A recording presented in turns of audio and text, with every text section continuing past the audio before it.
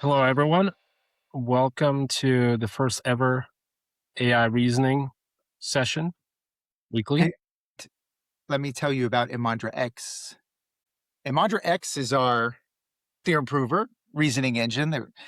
We have been basically building our dream system for over a decade now. And when we founded the company, we really set out to build a theorem prover to power, all of the work that we do with really unique design considerations. And a little bit of background. So we grew up with the Boyer-Moore approach, which is, if you're familiar with systems like ACL2, for example, it's a very powerful, highly automated approach to automated reasoning and very different, both in the underlying logic and in the interaction mechanisms than, systems that are classically called ITPs like Isabelle Hall or Hall Light or so on, or now Lean and Cock and Agda.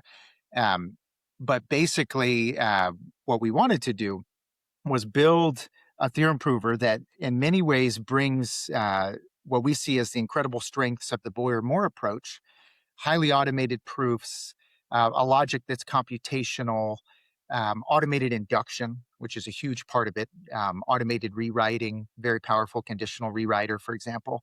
Um, but we wanted to take that and marry it together with what we see as the greatest strengths of the ITP tradition, going back to LCF and systems like Hall. And that is, logics that are very expressive, have strong of different calibers type systems, and really those systems really value interactive construction of proofs through things like tactics. And we really wanted to bring those together, but also um, bring in techniques from SMT. And one of the biggest strengths of SMT is the ability to efficiently find counterexamples over a heterogeneous collection of logics and combine decision procedures in an efficient and well orchestrated way to do that. And basically, if you think about all of those systems, for example, ACL2, classically first order untyped, but incredible automation, especially around automated induction and symbolic evaluation, conditional rewriting. On the other side, systems of the LCF ITP tradition, higher order logics, typed, classically much less automation, but much more user control, fine grained. And then SMT is classically also first order, actually without recursion or induction, but extremely good, especially for counterexamples. And we really want to have the best of all of those worlds. And so we designed ImandraX to really be a system that brings those all together in a very unique way. And just to tell you how to get started, so you can go to our website, you can go to products, you can go to ImandraX, click on overview, for example, and then you can just click install ImandraX and VS Code. And this will take you to the VS Code installation page, and you can just install from there. And so basically what this will do is, you of course need VS Code. You'll have to download it if you don't have it. But this will then install the ImandraX extension in VS Code, which you can see here. You can also do it from directly within the VS Code extensions marketplace. And then best way to get started is open up a buffer, save it with the file extension .iml, which is a Mandra modeling language, and start to play. And let me show you a few places where you can find nice examples. So one is a repo called ImandraX examples. You search that. For example, this takes you to it. It's on GitHub. Let's click here. So actually, I'll paste this. It's GitHub /Imandra AI /ImandraX examples. Let me put that in the chat here. Actually, Grant, while you're setting that up, a couple of things. So this is obviously VS Code. You can use that there. That extension is also available on the I forget the name, the open source version of the marketplace. So you can use this in anti-gravity, and you can use this in Cursor and things like that. So that should also work there. And there was actually, Grant, there was a question from Mustafa just about Great. providing the developer experience where Imandra will integrates with the software stack of the project.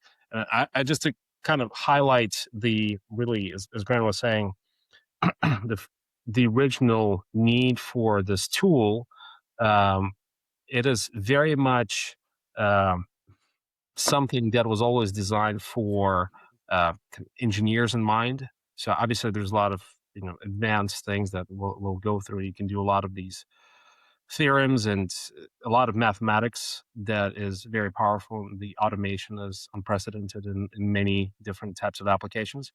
But this was always designed first and foremost from a kind of engineer perspective in mind. And a lot of the automation that you'll see here really stems from the need to scale formal reasoning to really large industrial projects. And we've done a few of those over the years now, including things like multinational stock exchanges and derivative exchanges, so forth. Um, so yeah, so it's really designed to fit in nicely into the development uh, kind of stack and experience and things that we'll also talk about, like CodeLogician, which makes it easy to integrate this with things like Claude Code and all of the modern LLM-based agents. Yeah, I think CodeLogician is going to be especially relevant for that question, which we'll get to. But as you'll see, this is all of these are rooted in ImandraX, which is our core reasoning engine, theorem prover, proof of system. That's great. So yes, so if you go to this examples repo, this will also lead you to installing the VS Code extension. This has some nice examples. For example, here's a little hardware example verifying an adder, ripple carry adder, proving Cantor's theorem about the cardinality of the rationals, mutilated chessboard. This is a very nice one that you'll see if you're familiar with proofs in other systems. This is very succinct in a module with a really nice inductive argument. So that's one place to see examples. And in a minute, I'll just take you from scratch through some of the basic reasoning features of Imandra. But one other place I wanted to show you is we have this top 100 theorems project. So if you search Imandra 100 theorems, and I'll give you that link. Let's go here. I think we want this. And let me copy that in. This is also, a lot of fun and a great way to get familiar with how to use Imandra for complex reasoning. Let me see if I can paste this into the chat. Yes. And basically, there's this classical leaderboard of proof assistants for formalizing mathematics. And Frake, the maintainer of this, hasn't updated this yet with us now having done 20 of these. But basically, it stems from this, somebody put together a list in the late 90s, I believe, of top 100 theorems, of course, totally in many ways arbitrary, but some great theorems in there. And the leaderboard has been, well, how many of these have been formalized and in which systems? And you'll see Isabelle is currently the leader with 92. And I'd say Imandra, classically, we've designed Imandra to be focused on reasoning about programs and engineering artifacts and really anything that you can encode computationally. So we, in many ways, our focus has not been having Imandra be a general purpose proof assistant for mathematics like Lean. But of course, Imandra actually can be. And our logic is restricted in various ways to reason about computational things. So you'll see we effectively, it's not for all mathematics, but for certainly scientifically relevant or, computational mathematics, I think Imandra is one of the best environments for reasoning. And so for fun, we've been doing over time these top 100 theorems in Imandra, to A, exercise the system, and B, show users how they can use Imandra to reason in this way. And for example, the irrationality of square root of 2, you'll see in Imandra, all goals are actually executable functions. And because of that, the logic is quantifier free. So when you prove something, you're actually proving an implicitly universally quantified statement. This idea goes back to Boyer and Moore. It's also how ACL2's logic works. And when you start to think about things you're proving as being Boolean valued functions that, either for all possible inputs evaluate to true, which is a theorem, or might evaluate to false, in which case there would be a counterexample where the goal evaluates to false, then this is, very natural logic. The ideas also go back to Skolem, if you're familiar with primitive recursive arithmetic. But basically, the way you do the equivalent of things like existential quantification is with recursion. And anyway, so you'll see, here's how you would pose a statement in Imandra like square root 2 is irrational. We're saying for all R, which is of type rational.t. So for all rational numbers, if the rational is reduced, then the square of that rational is not equal to 2, for example. And you can go through and actually see what this looks like, has background development of mod and GCD. And here we're seeing, both theorem statements like theorem square even if and only if even, which is giving this property of all rationals x, or maybe actually all integers x. And you'll see here is how you have an Imandra tactic proof, for example. So we'll go through this, but Absolutely. So we originally started all of this for financial markets. So we'll go through a couple of these examples. We'll also get to CodeLogician, but everything that we'll talk about really builds on the ImandraX. That's why kind of Grant was going through this. You can see a lot of really these kind of nonlinear things really pop up when you, especially in financial markets, once you start to deal with uh, I mean, just there's lots of things that you want to verify, especially around like trading conditions and regulations, etc. So, really, that foundation is very valuable. But over the years, we've done many kind of industrial business cases. First and foremost, we started out, and we'll go through this kind of example. Um, with a UBS competition that we did. Grant is showing this paper on formal verification of financial algorithms. So you can see um, that's something that we've done a few years ago, but it's a good foundation for how this can be applied to financial markets. More recently, we can't really go into details on industrial projects because quite often when we bring in and we use the software in financial markets, we typically uncover issues that are they're not something that people want to publicize. There's no, especially investment bank or an exchange house or somebody like that, or any other type of financial services institution. They don't want us to go out and say, "Hey, we started working with these guys, and then they uncovered all of these bugs that we had." Um, it wouldn't make for a good PR, but but it happens all the time. it happens all the time, regardless of the size of an institution or anything. It's fundamentally these tools, these techniques are just needed when you deal with complex logic, complex systems. Um, and we have actually, if you go to either Imandra.ai or kind of a product page for CodeLogician.dev, you'll see a benchmark that we recently have done that kind of goes to highlight when LLMs, kind of um, break down when it comes to complexity, where formal reasoning um, saves the day. And there was even an article out this morning about the need for formal reasoning when it comes to AI. So, um, yeah, I hope that answers your question. There's lots of in that paper. There's lots of examples, but just to tell you, we've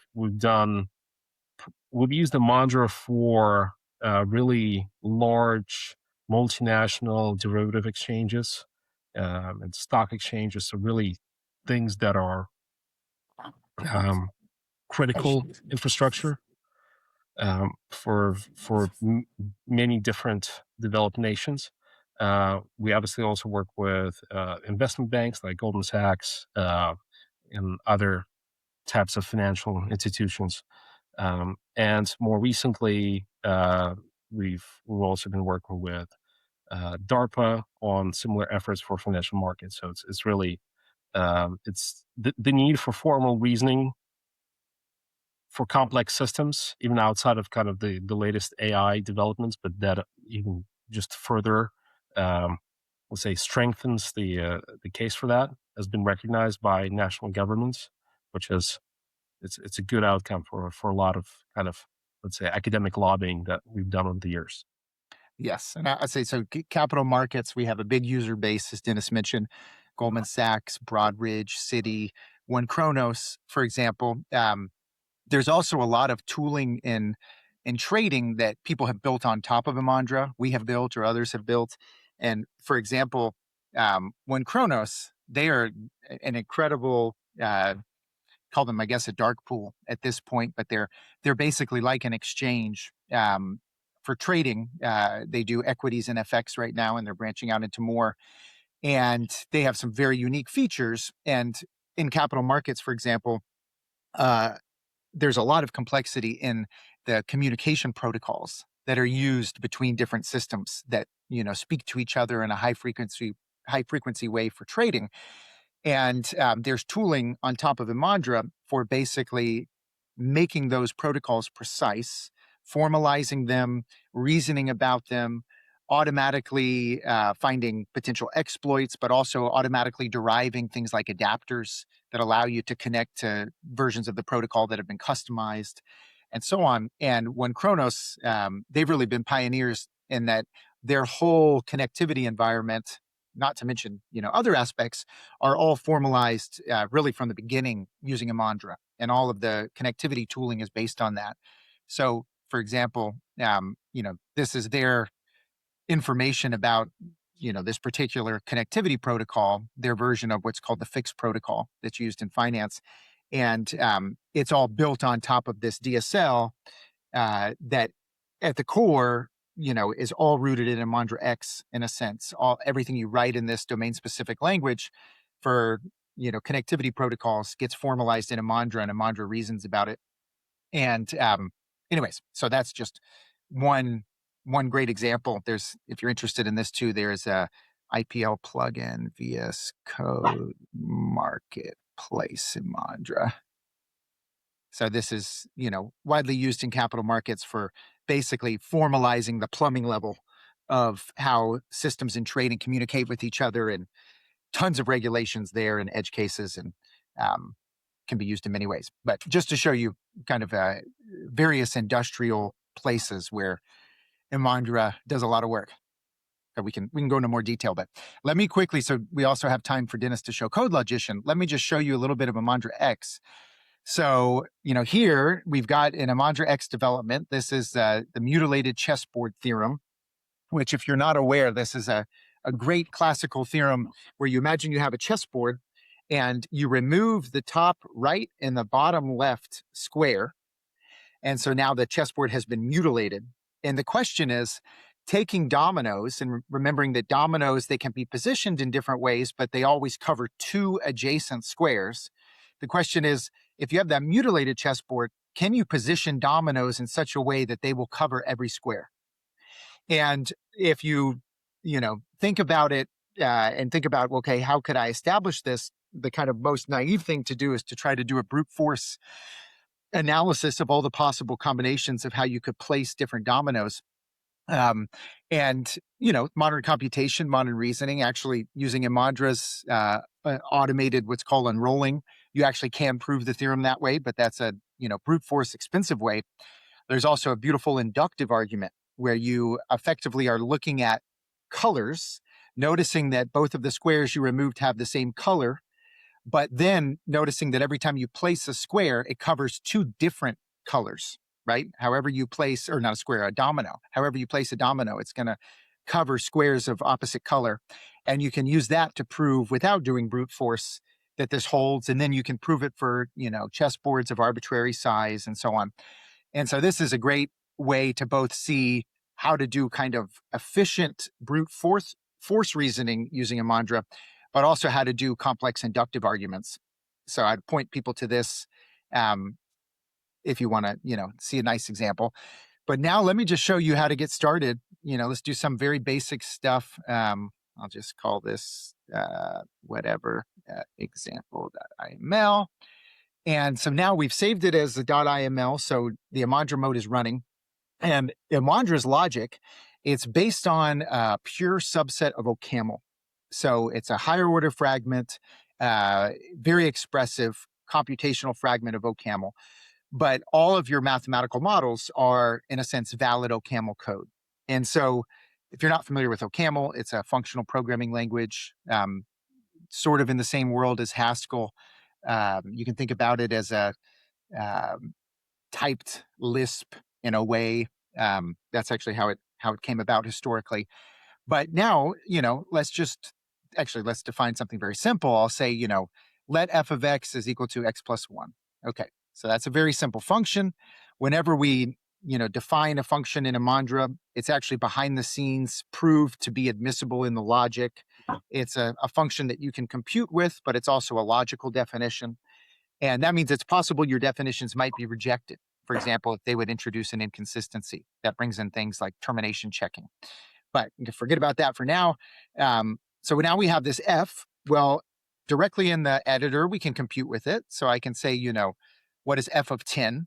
And by the way, whenever I type something like that, the way I get Imandra to process it and, either start proving a theorem that I wrote or compute, in this case, with a value using eval, I'm just saving the buffer. And I have it configured to on save do these checks. There's other ways that you can configure it.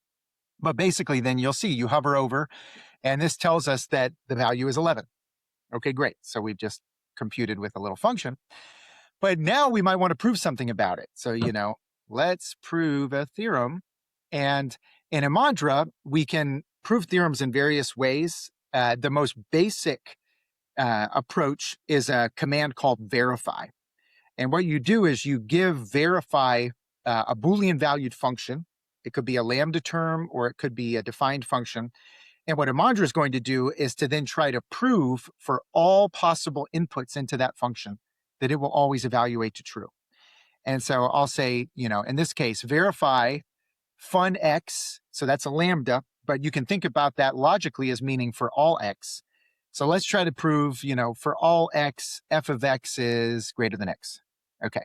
So now I hit save and great. Okay. That's proved. That's a very easy proof that Imandra does because this function was just x plus 1. Oops. Maybe here. But I might try to verify something that's false, of course. So let's say, I try to prove f of x is never equal to 100. I give that to Imandra. And you'll see that Imandra tells me, oh, it's not true. Here's a counter model. And so Imandra then synthesized a counterexample for me. It said this goal is false when x is 99. And something very special about Imandra's logic is it's designed to be what we call complete for counterexamples. So if you're an automated reasoning person, you can read our IJCAR Imandra 2020 paper. It has the core reasoning loop that effectively makes this possible, which is here. Basically, this is our so-called symbolic unrolling algorithm. But the big idea is, even though Imandra's logic has recursion, it actually has higher order functions, it has polymorphism, the logic is designed so that, in principle, we can always, in a systematic way, symbolically explore the state space and always prove results automatically up to a bound, or establish that there is no counterexample up to a bound, or find a counterexample within a bound. And there's caveats about that, certain caveats with nonlinear arithmetic, the way that has to be expressed and so on. But for, let's say a very wide practical class of goals that it's very easy to live within this fragment, it's complete for counterexamples in a practical sense.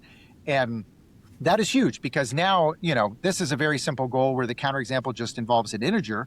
And by the way, I can copy that. So I just hit copy and now I hit paste. And that then gives me a module definition with that value. And so now I can evaluate my goal, for example, I can eval, f on m.x. And I can see now that evaluated to 100. So these counterexamples are first class. Whenever we compute with them, whenever we find them, you can immediately bring them into the runtime, compute with them.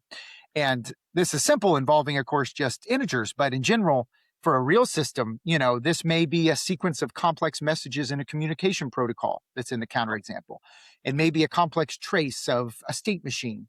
It could be a very complex data structure.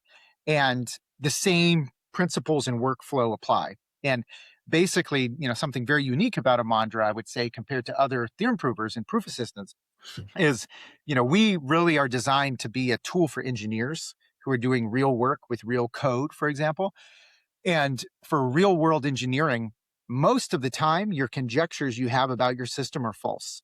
So really, the most important thing, we believe even more important than proofs usually, is the efficient synthesis of counterexamples, the minimization of counterexamples so that they're understandable, and the immediate ability to take those counterexamples and run them through your system and then trace things and understand what's going on and why you have a counterexample, what pieces of your logic may be wrong, for example. So Mudge is really designed to be, I would say, counterexample first. And then, of course, there's very powerful techniques for then proving things when there aren't counterexamples. But it's really a, kind of counterexample first way of working because most of the time your conjectures are flawed. And so, okay, let me now just show you a few other things. We could then define a recursive function just to show you what that's like. I'm going to define, let's call it rev, a little reverse function. So now I'm saying this is going to be list reversal. So, I'm saying if the list x's is empty, then the reverse of it is empty. Otherwise, if it's x cons x's, well, it's reverse of x's appended onto the singleton list of x. Great. So Imandra proved that terminating. Now, of course, I can compute with this. So let's, reverse 1, 2, 3. We can see that's 3, 2, 1. Great. But now we want to reason about it. So for example, let's verify for all x, let's say reverse of x is not equal to 1, 2, 3. Let's do that. And Imandra, of course, comes back and says that's not true. Here's an x where if you reverse it, you get 1, 2, 3. And that is 3, 2, 1. So this looks very simple, but if you think about what's happening behind the scenes, we have a recursive function over an algebraic data type. We're actually, reasoning about its state space inductively, and we're constructing this counterexample. And that, you think about that as being, in a sense, SMT, which classically doesn't have recursion or induction, lifted to being able to deal with these recursive functions. And we also can do this with higher order values. So for example, I might want to verify for all functions f, all lists x, let's say f or reverse of list.map f over x is not equal 1, 2, 3. I mean, I'm just making stuff up here. But notice now, this is a higher order goal. It's actually polymorphic and it involves recursion. And we can see Imandra synthesizes a counterexample. And in this counterexample, it also synthesizes a type because it's polymorphic. Imandra synthesizes a function, etc.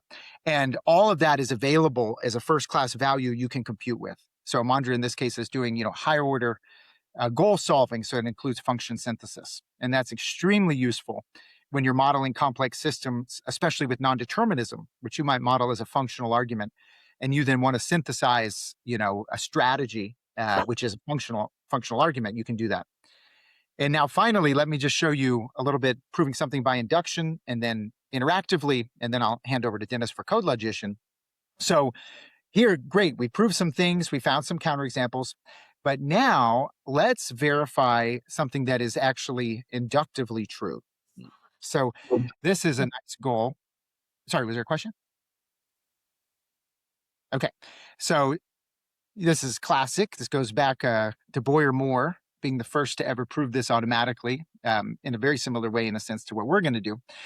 But we're going to prove that, reverse of a list is the original list. And we go to Imandra, we go to do that. And by default, the way I have the system configured, and this is what I recommend for everybody, it's what it is out of the box. By default, if you give us a goal, we use a default tactic in Imandra, which is this bounded recursive unrolling. It's a form of bounded model checking extended with recursion. And so basically, you're going to get a result up to a bound. And you can use this to prove things if they don't need induction. You can use it to find counterexamples, but it's not going to do induction for you. And so if we see here, Imandra says, look, unroll failed to prove goal, max number of steps reached. So that's actually a real result. You can turn it into a theorem, and that is up to this bound. There is no counterexample to this, but we didn't prove it by induction yet. But that's very good evidence that this is true. And so now the way you give a tactic to Imandra is you say by, and now you can write out a proof using tactics. And I'm just going to use one of our workhorse tactics, which is called auto.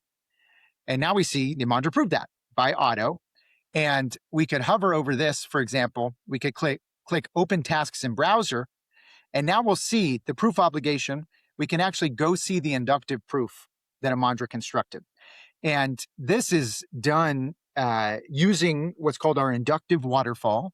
So again, this is also covered in this paper. We cover here the way our waterfall works for automated induction.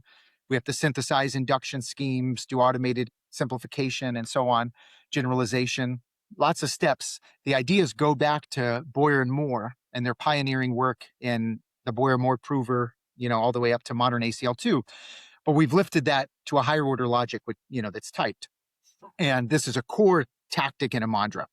And anyways, so you'll see we're doing lots of steps: destructor elimination, cross-fertilization, generalization. We even have a sub-induction, and we proved it.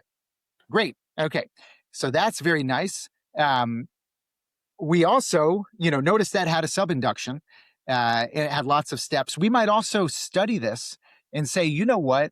I want to look at this and derive a lemma that would help this proof be more automatic and actually help me build out a library of lemmas that help me with efficient reasoning in this domain. And for example, a good place to typically look is at goals before auto does a subsequent induction. And here we notice actually in this goal, which is right before a sub-induction, we've got reverse over append, right? So Imandra is able to go prove this, but often what we will do, power users will study those and say, oh, actually, that suggests a lemma about reverse over append. So I'm going to just prove that. This is how you give a name to a lemma. You say lemma instead of verify. And I'm going to say rev append, x's, y's. And this is that list.rev of x's append y's is equal to y's append, is equal to list.rev of y's append list.rev of x's. Let's say that. And now I'm going to tell Imandra to prove that by auto, which it does. And I'm actually going to tell it to use it as a rewrite rule. And now I'll say, lemma rev x's, rev x's equal to x's. Let's do by auto there. And for example, we can go and inspect to that proof, and we can see effectively lemmas that we proved being used. And so you can do that automatically. You also can, for example, go use interactive tactics. So let me just show you this very quickly. You can do in Imandra open goal state, and you'll get this pane on the right that shows you basically the state of the board, current goal state. And now we can actually go try to prove this, interactively. And so we'll see, for example, here, this is our current goal. It's a sequent. We have our conclusions on the bottom, the hypotheses at the top. I can do, for example, I could say expand rev x's, and we expand the definition, etc. I can do, there's many, many tactics. I could go, for example, auto from here, and I can see auto from that state is not enough to finish the proof. So I could go back and I could say, okay, well, let's do induction, but just have Imandra suggest for me the right induction scheme and apply it, and then have a base case and an inductive step. And I can then continue. And so now I have two sub goals, and I could say, okay, now I want to focus on the first one. And I can then do, for example, auto for that one and prove it. And now I'm just left with the inductive step. So basically, you can then use a whole interactive tactic language. You can hover over these and go see in Imandra's prelude what the different tactics are. And you can construct now proofs interactively and also extract counterexamples interactively. So anyways, I think I should stop there so we have at least some time for CodeLogician. But yeah, would love to help any of you get started. And please download Imandra, reach out to us on the forum. So there's a forum on the Imandra website, and you can ask us questions. You can email us. We're going to have these sessions weekly as well. And maybe we can find a way that people can actually, we can turn video over to them too and have a chat on this stuff, allow you to share your screens. But I think you'll find it's a very, you know, ergonomic and unique development environment for reasoning, especially about programs. Awesome. Let me just go. I think one of the questions was Would you share with us industrial business use cases where Imandra was valuable? so this is actually a good example to answer that question, just industrial applications. So here we have, this is something we've done a while ago where we basically analyzed something called Form ATS, which is used by banks to send out to regulators to describe basically the logic of the dark pools that they operate. And something that we kind of uncovered was that if you, I'm not going to go through all the code, you can see all of this stuff is on our docs page. But just to give you kind of highlights, what we've done is we basically took the PDF that they sent to the Securities and Exchange Commission and encoded the model in IML. And there, an interesting bit is where this ranking function is defined. And ranking is just describes if you have two orders, which order is prioritized when you match orders inside the order book. So if this basic logic is encoded as this IML, you can see here that actually something that came out which was surprising is once you encode this logic and you start to reason about it, immediately you'll stumble upon the fact that as encoded, this logic is not transitive. And so transitivity just means if A is greater than B and B is greater than C, then A must be greater than C.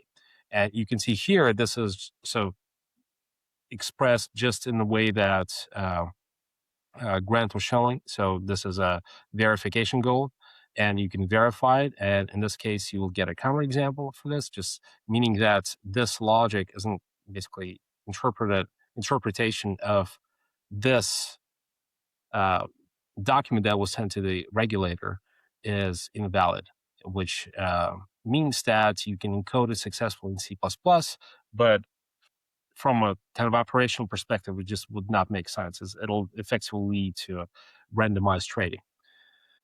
Basically, CodeLogician, you can think of it as like a kind of a layer on top of various tooling and LLM-friendly interfaces and documentation and all sorts of cool things that will make it very easy for you to kind of use this in with LLM, so coding agents, things like this. So if you go to codelogician.dev, there's lots of kind of documentation. We're, in fact, updating it as we speak right now. So there's going to be even more user-friendly. But the big idea is right now, CodeLogician has a couple of user interfaces. The one that we recommend right now is especially with things like Claude, which I'll show you in a second, and others is you can run it from command line. So this right now requires Python 3.12 or 13. It'll indicate that. And once you set it up, so you just do a pip install CodeLogician, and you have to have a Imandra Uni key in the shell. And once you have that set up, and that key is the same thing you'd want to have for ImandraX, as Grant was showing. Once you set that up, really, you can use this with your favorite coding agent. So, for example, Claude, you can just ask it to, like, hey, use the help function, and there's lots of documentation, lots of tutorials inside to learn how to become a master IML coder and user, so be able to you call verification commands and region decomposition, which I'll show you in a second. And so really this combines these two powerful areas of AI, the statistical one, which was just incredibly powerful, and also the formal reasoning one. It just opened up terminal window, made sure that the Imandra_union key is set up correctly, ran pip install CodeLogician, and again, early next week we should have the next version, which will require no Python to be installed at all. It'll all be one kind of click install shell. So hopefully we'll make that even easier.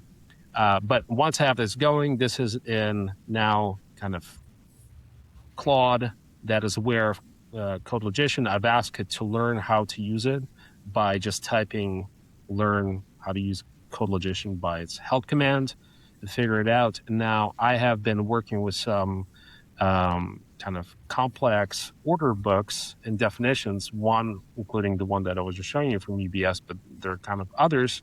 You can see here I'm just kind of copying and pasting, basically IML code together with, let me just go through this, together with basically English prose business requirements from that example, but there are others.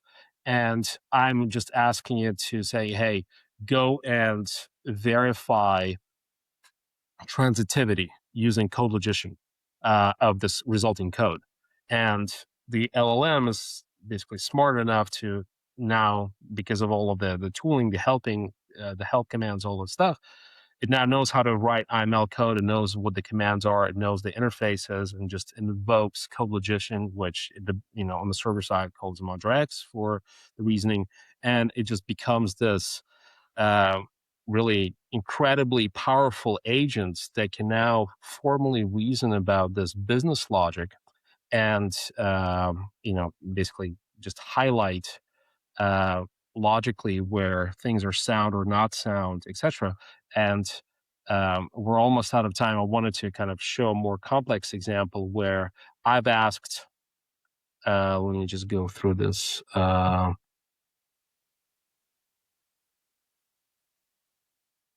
Yeah.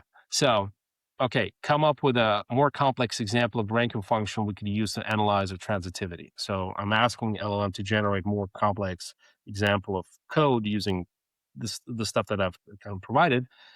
And it says, okay, let me try to do this, just writes out these notes. And then region decomposition is one thing that we haven't really covered it, but it's one of the kind of core features of ImandraX, and we'll get to it in the next session, but it allows you to really analyze the state space of models and systems to, number one, understand what is actually going on.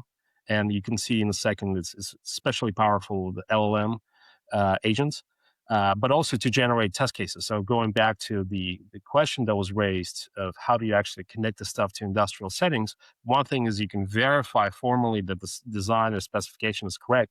Something else is how do you rigorously make sure that the implementation, whether it's C++ or something else, is actually tested correctly. So region decomposition is one such feature that ImandraX has. And again, CodeLogician.dev, the paper that is referenced there goes into details on what that is, and the docs also have it, so you can see there. But so here you can see at first it kind of gets the syntax incorrect, then it corrects it itself based from the feedback, and then lots of basically the logic that's resulting here is really complex. And so what I've asked it to is like, hey, look at the first basically edge case of how this logic works. And it starts to tell me, okay, well, the first region, these are the constraints. So all of these things have to be satisfied for the system that it created for it to go into those cases. And then, so it goes through lots of other examples. And I kind of close out this analysis of like, would you be able to enumerate all these edge cases that, the ImandraX by CodeLogician produced for it? And the answer is a good question. The key insight transitivity proved the function structurally sound, but the decomposition reveals it doesn't match the intended business logic. Let me systematically extract all the regions where an inverted, produces wrong results. So like out of the gate, it's very easy to use the LLM to start to do industrial level work analyzing these really complex system behaviors to a point where even the LLM says, okay, actually I missed this thing. Like this was true, but structurally it doesn't really satisfy the logic that it was supposed to design. So, and this kind of combination of statistical AI where you're just kind of driving into analyze these things and then make sure that the reasoning is sound logically, it's just such a powerful combination. And we have lots of I'd say folks that are interested in this. So, but lots of other examples there. But hopefully that just gives you kind of a view of how you can, as you're now using these AI powered agents to write code, how you can easily integrate ImandraX by CodeLogician into your flow to make sure that whatever this thing comes up with for you, it's always grounded in logic. And you can see it's very easy to get to a state where the LLMs is actually, I missed this thing, ImandraX, help me analyze the logic. And for obvious reasons that we don't want to, we could spend many hours describing why statistical AI, the faults that it has and the strengths are naturally complemented by logical AI. So this is outside the scope, but you can see it clearly in a very simple kind of example.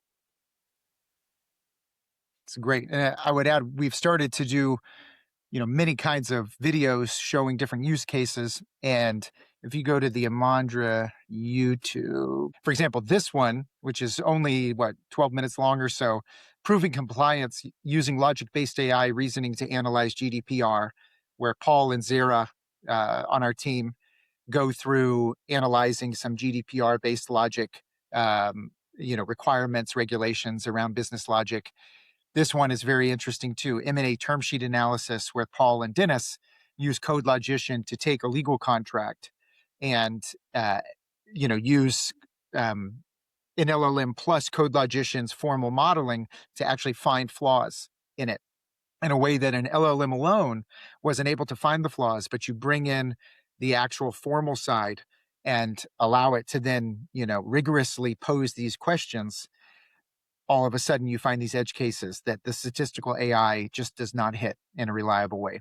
And this, neurosymbolic combination, first of all, it's so critical for reasoning about code, especially AI generated code, but the impact this is going to have, this general paradigm on AI reasoning about also things that are not code, legal contracts, for example, is going to be so enormous. And so I think anybody interested in that, these are great examples, and we're going to continue to make more videos and different online examples that you can easily download and play with to hopefully help make this stuff very easy to get started with. Awesome, guys. Thank you. Oh, thank you for joining us. We're going to put this online.